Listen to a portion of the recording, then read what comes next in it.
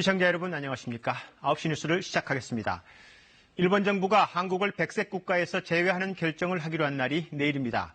어제 오늘 이 문제를 놓고 막판 중재와 협상이 계속되고 있습니다. 미국이 중재안을 제시했다는 외신 보도가 잇따랐죠. 현 상태를 유지하자. 그러니까 일본은 한국을 백색 국가로 계속 유지하고 한국은 압류한 일본 기업의 자산 매각을 중지한다. 이 중재안에 대해서 우리 정부는 긍정 검토하고 있는 반면에 일본은 사실상 거부한 것으로 알려지고 있습니다. 보도에 이병도 기자입니다.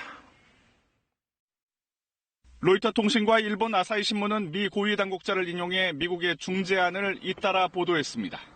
일본은 한국을 백색 국가로 계속 유지하고 한국은 압류한 일본 기업의 자산 매각을 중지해달라. 그리고 한미일이 수출 규제에 대한 협의 틀을 만들어 문제 해결을 위해 논의하자는 것이었습니다.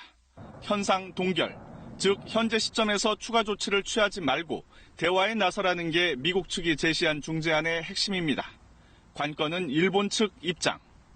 그런데 일본 정부는 이 중재안에 대해 아무런 답을 내놓고 있지 않은 것으로 알려졌습니다.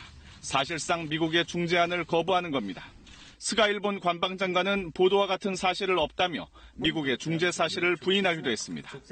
一貫した立場に基づき、引き続き韓国側には適切な対応を強く求めていく。その考えに変わりありません。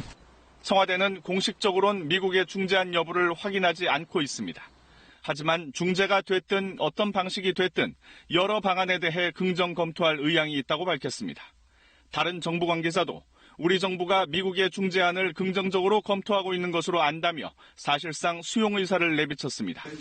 정부는 백색 국가 제외 결정이 내려지기 전까진 외교적 해결 방안이 최선이라고 보고 일본의 전향적 변화를 마지막까지 촉구할 방침입니다. KBS 뉴스 이병도입니다.